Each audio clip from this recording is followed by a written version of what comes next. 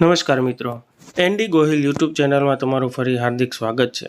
તો મિત્રો, આ વિડીયોમાં આપણે ધોરણ 5 વિષય ઇંગ્લિશનું નવું પાઠ્યપુસ્તક કે જે 2024માં આવ્યું છે તેનો પાઠ પહેલો સ્માઇલ પ્લીઝની આગળની પ્રવૃત્તિ, તેનું ભાષાંતર, સમજૂતી અને સોલ્યુશન મેળવીશું. તો મિત્રો, જો આ વિડીયો તમને ઉપયોગી લાગ્યો હોય અને ગમ્યો હોય તો ચેનલને સબસ્ક્રાઈબ કરો, વિડીયોને વધુમાં વધુ લાઇક કરો, શેર કરો અને કોમેન્ટ તો જરૂર કરશો.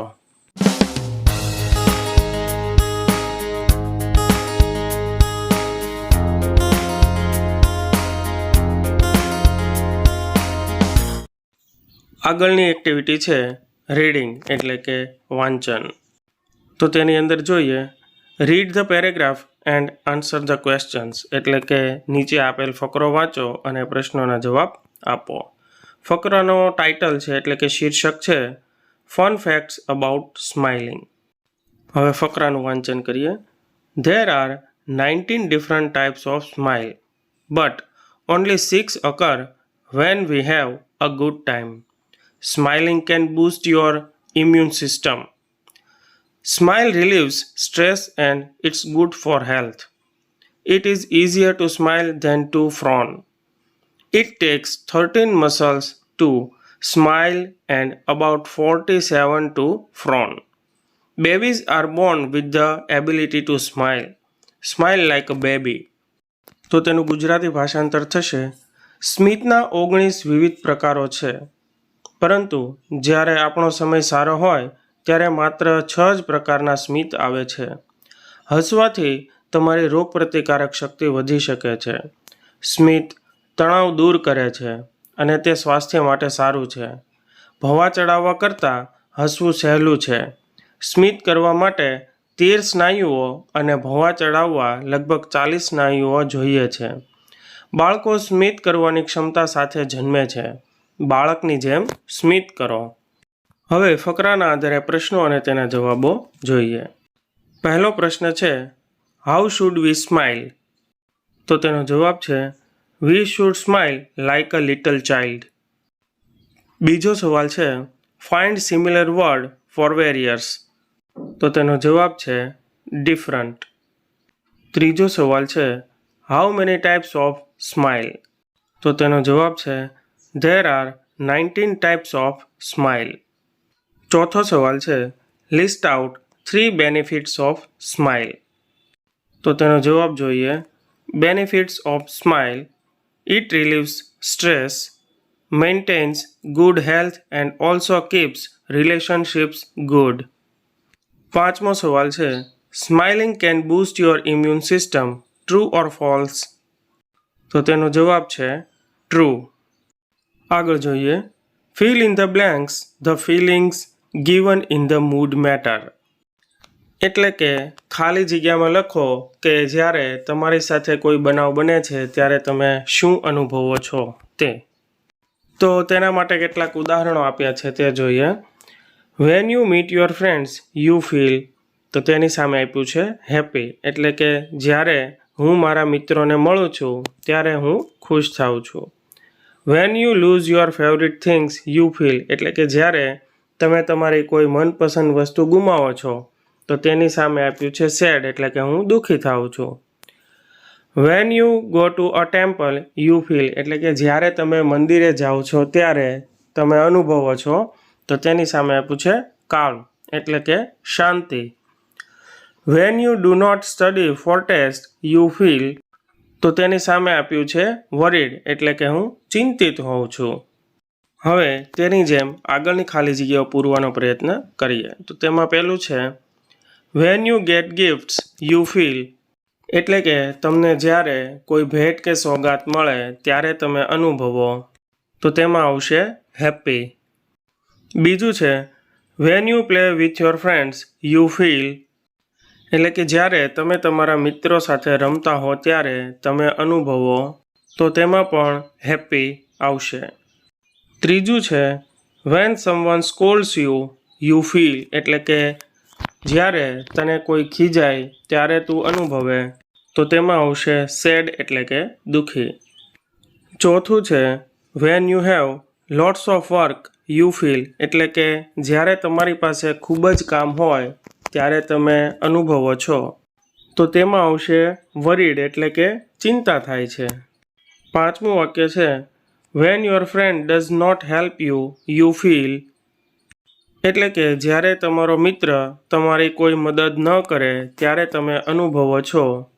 તો તેમાં આવશે સેડ એટલે કે દુઃખ અનુભવે છે. ત્યાર પછી આગળ વધીએ તો તેમાં છે રાઇટિંગ. તો તેની અંદરની પ્રવૃત્તિ છે write 5 sentences about your happy moments or happiness with the help of questions below. તો મિત્રો અહીં આપણને કેટલાક પ્રશ્નો આપવામાં આવ્યા છે જેની ઉપરથી આપણે ક્યારે ખુશ થઈએ છીએ તેના વિશે 5 વાક્યો લખવાના છે. તો પ્રશ્નો કંઈક આ પ્રમાણે છે વોટ મેક્સ યુ હેપી એટલે કે તમને શું ખુશ કરે છે. હુ મેક્સ યુ હેપી એટલે કે તમને કોણ ખુશ કરી દે છે. Where do you feel happy એટલે કે તમે ક્યાં ખુશી અનુભવો છો. When do you become happy એટલે કે તમે ક્યારે ખુશ થાવ છો. અને how can we B happy એટલે કે આપણે કેવી રીતે ખુશ થઈ શકીએ છીએ. તો હવે આપણે તેના જવાબો જોઈએ. પહેલો જવાબ છે the company of my friends max me happy એટલે કે મને મારા મિત્રોનો સંગાત છે તે ખુશ કરે છે. બીજું છે my best friend Rohan max me happy એટલે કે મને મારો મિત્ર રોહન છે તે ખુશ કરે છે.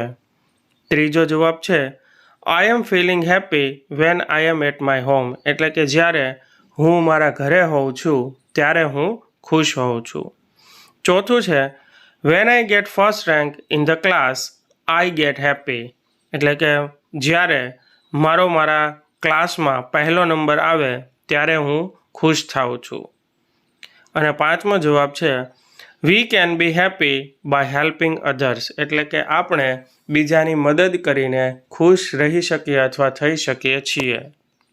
હવે આગળ આપણે લેંગ્વેજ ફંક્શન્સમાં જોઈએ. પહેલું છે write words with the help of given example એટલે કે નીચે આપેલા ઉદાહરણ મુજબ અન્ય શબ્દો લખો.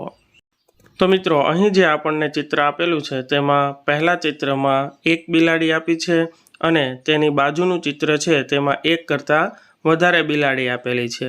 એટલે તેના ઉપરથી ખ્યાલ આવે છે કે અહીં એક વચનનું બહુવચન કરવામાં આવ્યું છે. તો બિલાડીને અ કેટ કહેવાય છે અને તેનું બહુવચન કરતાં તેને કેટ્સ કહેવામાં આવે છે.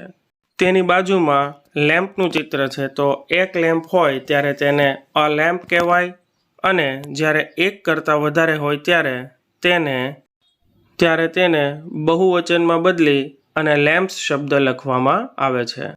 ત્યાર પછી જોઈએ તો પહેલા ચિત્રમાં પેન આપી છે અને બીજા ચિત્રમાં એક કરતાં વધારે પેન છે તો પેનનું બહુવચન પેન્સ થશે. જ્યારે બાજુમાં ખુરશી એટલે કે અ ચેર તો તેનું બહુવચન થશે ચેર્સ. આગળની પ્રવૃત્તિ છે ફિલ ઇન ધ બ્લેન્ક્સ એટલે કે ખાલી જગ્યા પૂરો. તો જોઈએ ખાલી જગ્યાઓ. તો મિત્રો અહીં પણ આપણે ઉદાહરણ જોઈએ તો તેના ઉપરથી ખ્યાલ આવે કે આપણને એક વચન આપેલું છે અને તેની સામે આપણે તેનું બહુવચન લખવાનું છે. તો પહેલો શબ્દ છે અ ટોય એટલે કે રમકડું તો તેનું બહુવચન થશે ટોયઝ એટલે કે રમકડાઓ. ત્યાર પછી બીજું છે અ પેન્સિલ તો તેનું બહુવચન થશે પેન્સિલ્સ. ત્રીજાની અંદર આપણને બહુવચન આપ્યું છે બુક્સ તો હવે આપણે તેનું એક વચન કરવાનું છે તો તે થશે અ બુક. ચોથો શબ્દ છે એન એલિફન્ટ તો તેનું બહુવચન થશે એલિફન્ટ્સ. પાંચમામાં બહુવચન આપ્યું છે બલૂન્સ તો તેનું એક વચન થશે અ બલૂન. આગળ વધીએ write the words with the help of given example એટલે નીચે આપેલા ઉદાહરણ મુજબ આપણે આગળના શબ્દો લખવાના છે. તો જોઈએ ઉદાહરણ. તો તેની અંદર પણ આપણે એક વચન અને બહુવચનનું ઉદાહરણ આપેલું છે. તો તેમાં છે અ ગ્લાસ તો તેની સામે બહુવચનમાં ગ્લાસીસ. ત્યારબાદ છે અ બેન્ચ તો એનું બહુવચન થશે બેન્ચીસ. તેના પછી એન ઇંચ તો તેનું બહુવચન થશે ઇન્ચીસ. ત્યાર પછી છે અ સેન્ડવિચ તો તેનું બહુવચન થશે સેન્ડવિચીસ. ત્યાર પછી છે અ બોક્સ, તો તેનું બહુવચન થશે બોક્સીસ.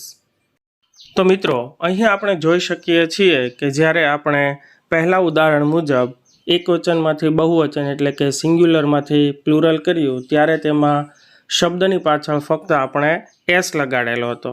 જ્યારે અહીં જે ઉદાહરણમાં શબ્દો આપેલા છે તેની પાછળ આપણે ઈએસ લગાવી અને બહુવચન કરેલું છે. તો અહીં આપેલા શબ્દોના આધારે આપણે કહી શકીએ કે જ્યારે શબ્દના અંતે એચ, એસ કે એક્સ આવે ત્યારે તેનું બહુવચન કરવા માટે તેની પાછળ ફક્ત એસ નહીં પણ ઈએસ લગાવી અને બહુવચન કરવું પડે. આગળ વધીએ. ફિલ ઇન ધ બ્લેન્ક્સ એટલે કે ખાલી જગ્યાઓ પૂરો. તો તેમાં પહેલું છે અ ક્લાસ, તો તેની સામે આવશે એનું બહુવચન ક્લાસીસ. બીજામાં આપણને બહુવચન આપેલું છે વોચેસ, સામે આવશે અ વોચ. ત્રીજું છે અ ટોમેટો, તો તેની સામે તેનું બહુવચન આવશે ટોમેટોઝ.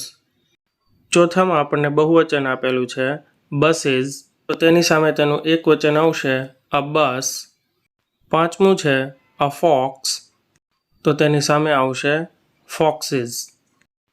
આગળની પ્રવૃત્તિ જોઈએ. Write the words with the help of given example, એટલે કે નીચે જે ઉદાહરણ આપ્યું છે એની મદદ લઈ અને બીજા શબ્દો લખો. તો ઉદાહરણમાં આપણને અ પપી એટલે કે એક ગલુડિયું, તેની સામે તેનું બહુવચન પપીઝ, તો તેના આધારે હવે આપણે આગળના ઉદાહરણો અથવા આગળના શબ્દો પણ લખીએ. તો તેમાં જોઈએ. પહેલું છે અ બેબી, તો તેનું બહુવચન થશે બેબીઝ. બીજું છે અ ચેરી, તો તેનું બહુવચન થશે ચેરીઝ. ત્યાર પછીનું છે અ ફેરી, તો તેનું બહુવચન થશે ફેરીઝ. તો મિત્રો અહીં આપણે જોઈ શકીએ છીએ કે જે શબ્દને અંતે વાય આવે છે તો તે શબ્દનું બહુવચન કરવા માટે છેલ્લેથી વાય દૂર કરી અને IES લગાવી અને તેનું બહુવચન કરવામાં આવેલું છે. પ્રવૃત્તિમાં આગળ વધીએ. ફિલ ઇન ધ બ્લેન્ક્સ એટલે કે ખાલી જગ્યાઓ પૂરો. તો તેમાં પહેલું છે અ બટરફ્લાય, તો તેનું બહુવચન થશે બટરફ્લાઇઝ. બીજામાં આપણને બહુવચન આપેલું છે સ્ટોરીઝ, તો તેનું એક વચન થશે અ સ્ટોરી. ત્રીજું છે અ સિટી, તેનું બહુવચન થશે સિટીઝ. ચોથામાં બહુવચન આપેલું છે બનીઝ, તો તેનું એક વચન થશે અ બની. પાંચમું છે એન એક્ટિવિટી, તો તેનું બહુવચન થશે એક્ટિવિટીઝ. આગળની પ્રવૃત્તિ જોઈએ. Fill in the blanks with the appropriate words, એટલે કે યોગ્ય શબ્દ વડે ખાલી જગ્યાઓ પૂરો. તો તેમાં પહેલી ખાલી જગ્યા છે my mother bought a new ખાલી જગ્યા, તો તેમાં શબ્દ આવશે કાર. બીજી ખાલી જગ્યા છે ધ ખાલી જગ્યા ઇઝ ઓન ધ ટેબલ, તો તેમાં શબ્દ આવશે પેન. ત્રીજી ખાલી જગ્યા છે રહીમ હેઝ 5 ખાલી જગ્યા, તો તેમાં શબ્દ આવશે કેન્ડીઝ. ચોથી ખાલી જગ્યા છે ધ ખાલી જગ્યા is sitting on the table, તો તેમાં શબ્દ આવશે કેટ. પાંચમી ખાલી જગ્યા છે ધેર આર મેની ખાલી જગ્યા ઇન ધ સ્કાય, તો તેમાં શબ્દ આવશે સ્ટાર્સ. છઠ્ઠી ખાલી જગ્યા છે હાઉ મેની ખાલી જગ્યા are there in your class, તો તેમાં શબ્દ આવશે સ્ટુડન્ટ્સ. સાતમી ખાલી જગ્યા છે દ્વિજા હેઝ અ બ્લુ ખાલી જગ્યા, તો તેમાં શબ્દ આવશે બાઇસિકલ. ત્યાર પછીની આગળની પ્રવૃત્તિ છે સ્ટડી ધ એક્ઝામ્પલ, એટલે કે ઉદાહરણોનો અભ્યાસ કરો. તો તે કંઈક આ પ્રમાણે છે. Is there a cat on the table, એટલે કે શું ટેબલ પર બિલાડી છે? તો તેનો જવાબ છે યસ ધેર ઇઝ, હા એ છે. ત્યાર પછીનો પ્રશ્ન છે is there A dog on the table, એટલે કે શું ટેબલ પર કૂતરો છે? તો તેનો જવાબ છે નો ધેર ઇઝન્ટ, એટલે કે ના ત્યાં નથી. પછીનો પ્રશ્ન છે are there apples on the table, એટલે કે શું ટેબલ પર સફરજનો છે? તો તેનો જવાબ છે યસ ધેર આર, એટલે કે હા ત્યાં છે. ત્યાર પછીનો પ્રશ્ન છે are there બનાનાઝ on the table, એટલે કે શું ટેબલ પર કેળા છે? તો તેનો જવાબ છે નો ધેર ઇઝન્ટ, એટલે કે ના ત્યાં નથી. તો મિત્રો, અહીં આપેલ ઉદાહરણો પરથી આપણે જોઈ શકીએ છીએ કે કોઈ વસ્તુ કોઈ જગ્યાએ છે કે નહીં તે જાણવા માટે આપણે ઇઝ ધેર અથવા આર ધેરનો ઉપયોગ કરી અને પાછળ જે વસ્તુ અથવા વ્યક્તિ છે તેનું નામ મૂકી અને પ્રશ્ન બનાવી શકીએ. અને જો તે વસ્તુ ત્યાં હોય તો ત્યાં યસ ધેર ઇઝ અથવા ધેર આરનો ઉપયોગ કરીએ છીએ, અને જો તે વસ્તુ ત્યાં ન હોય તો તેનો જવાબ આપવા માટે નો ધેર ઇઝન્ટ અથવા ધેર આરન્ટનો ઉપયોગ કરી અને જવાબ આપી શકીએ છીએ. હવે આગળનું ઉદાહરણ જોઈએ. ધેર ઇઝ અ બોલ અથવા ધેર્સ અ બોલ, એટલે કે તે દડો છે. બાજુમાં તેનું બહુવચન આપેલું છે. ધેર આર 4 balls, એટલે કે તે 4 દડા છે. આગળની પ્રવૃત્તિ જોઈએ. ફિલ ઇન ધ બ્લેન્ક્સ, એટલે કે ખાલી જગ્યાઓ પૂરો. તો મિત્રો, અહીં આપણને ચિત્રો આપવામાં આવેલા છે જેની અંદર કેટલીક વસ્તુઓ આપેલી છે. તેના આધારે બાજુમાં આપેલી ખાલી જગ્યા પૂરવાની છે. ખાલી જગ્યા 2 chairs ઇન માય કિચન. તો તેના વિકલ્પ છે ધેર ઇઝ કે ધેર આર. તો બહુવચન છે એટલા માટે ધેર આર શબ્દનો ઉપયોગ થશે, કેમ કે આર શબ્દ છે એ બહુવચન માટે ઉપયોગમાં લેવામાં આવે છે અને ઇઝ શબ્દ છે એ એક વચન દર્શાવવા માટે ઉપયોગમાં લેવામાં આવે છે. બીજું છે ખાલી જગ્યા 3 trucks next to the house. તો તેમાં આવશે આર ધેર. ત્રીજું છે ખાલી જગ્યા my flowers in the vase. તો અહીં ફૂલો એટલે કે બહુવચન છે એટલે આર ધેરનો ઉપયોગ થઈ અને વાક્ય બનશે are there any flowers in the vase. ચોથી ખાલી જગ્યા છે ખાલી જગ્યા 2 girls ઇન ધ પિક્ચર. તો ખાલી જગ્યામાં આવશે ધેર આર, કેમ કે 2 છોકરીઓનું ચિત્ર છે એટલે. ત્યારબાદ પાંચમી ખાલી જગ્યા જોઈએ. ખાલી જગ્યા એની બુક્સ ઇન ધ બુકકેસ. તો ખાલી જગ્યામાં શબ્દ આવશે આર ધેર અને વાક્ય બનશે are there any books in the bookcase. છઠ્ઠી ખાલી જગ્યા છે ખાલી જગ્યા a boy under the table. તો તેમાં શબ્દ આવશે ધેર ઇઝ. સાતમી ખાલી જગ્યા છે ખાલી જગ્યા a rubber in the pencil case. તો તેમાં શબ્દ આવશે ઇઝ ધેર. આઠમી ખાલી જગ્યા છે ખાલી જગ્યા અ કુકર નિયર ધ રેફ્રિજરેટર.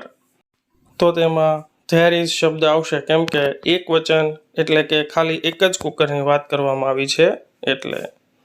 તો મિત્રો, અહીં આપણે જોઈ શકીએ છીએ કે અહીં જે ખાલી જગ્યાઓ જોઈ તેના આધારે આપણે કહી શકીએ કે ભાઈ આર શબ્દ છે કે જ્યાં બહુવચનનો ઉપયોગ થયો છે તે દર્શાવવા માટે આર શબ્દનો ઉપયોગ થાય છે, અને જે જગ્યાએ એક વસ્તુ કે વ્યક્તિની વાત કરવામાં આવી હોય ત્યાં ઇઝનો ઉપયોગ થાય છે, એટલે કે તે એક વચન માટે ઉપયોગમાં લેવાયેલો શબ્દ છે.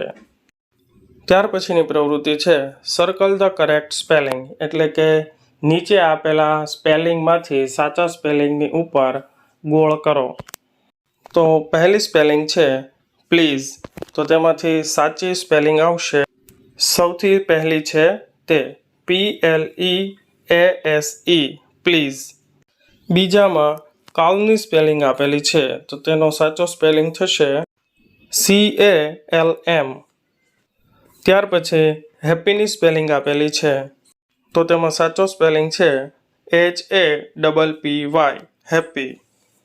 ત્યારબાદ ચીયરફુલની સ્પેલિંગ આપેલી છે તો તેમાં સાચો સ્પેલિંગ થશે CHEERFUL. પાંચમામાં એંગ્રીની સ્પેલિંગ આપેલી છે તો તેમાં સાચો સ્પેલિંગ થશે ANGRY. ત્યાર પછીની પ્રવૃત્તિ છે સર્કલ ધ ઓડ વન, એટલે કે અલગ પડતા શબ્દ ફરતે ગોળ કરો. તો તેમાં પહેલામાં છે સ્કૂલ, ઇરેઝર, પેન્સિલ અને શાર્પનર. તેમાંથી અલગ પડતો શબ્દ છે સ્કૂલ, કેમ કે બાકીના શબ્દો છે તે વિદ્યાર્થી વાપરી શકે એટલે કે ઉપયોગમાં લઈ શકે તેવા શબ્દો છે કે વસ્તુઓના નામ છે, અને સ્કૂલ છે તે શાળા છે એટલા માટે. બીજું શબ્દ જૂથ છે મેંગો, ગ્રેપ્સ, બનાના અને છેલ્લે છે પોટેટો. તો તેમાં અલગ પડતો શબ્દ છે પોટેટો, કેમ કે બાકીના મેંગો, ગ્રેપ્સ અને બનાના એ ફળના નામ છે અને પોટેટો છે તે વેજીટેબલ એટલે કે શાકભાજીનું નામ છે. ત્રીજું શબ્દ જૂથ છે ખોખો, કબડ્ડી, ચેસ અને ફૂટબોલ. તો તેમાંથી અલગ પડતો શબ્દ છે ચેસ, કેમ કે ખોખો, કબડ્ડી અને ફૂટબોલ એ મેદાનમાં રમવાની રમત છે અને ચેસ છે તે ઇન્ડોર એટલે કે રૂમમાં પણ તમે રમી શકો છો. ચોથું શબ્દ જૂથ છે લોટસ, કીવી, રોઝ અને સનફ્લાવર. તો તેમાંથી અલગ પડતો શબ્દ છે કીવી, કેમ કે લોટસ, રોઝ અને સનફ્લાવર તે ફૂલોના નામ છે અને કીવી છે તે એક પક્ષીનું નામ છે. પાંચમું શબ્દ જૂથ છે પીકોક, ડવ, સ્પેરો અને હેડ્જહોગ. તો તેમાંથી અલગ પડતો શબ્દ છે હેડ્જહોગ, કેમ કે પીકોક, ડવ અને સ્પેરો ત્રણે પક્ષીઓ છે અને હેડ્જહોગ છે તે એક પ્રાણી છે.